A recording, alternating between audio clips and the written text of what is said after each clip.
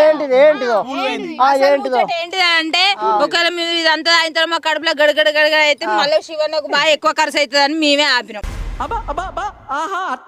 లేదు ఛాలెంజ్లు ఉండదు శివన్న కాదు. నీకు నాకు పోటీ పడ్డప్పుడు తాగాలి, నీకు నాకు పోటాడు తాగాలి. నువ్వు శివన్న మధ్యలో శివన్న మధ్యలో నన్ను గెలిపించి కావు. పోటే ఉండాలి. ఓడిపోయింది కలాస్.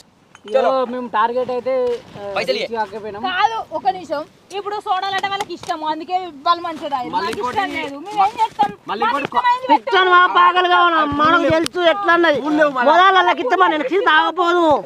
కూలు అయినాక డిస్కు అంటే కూలు అయినా టీం అయితే గెలిచింది మనోళ్ళు.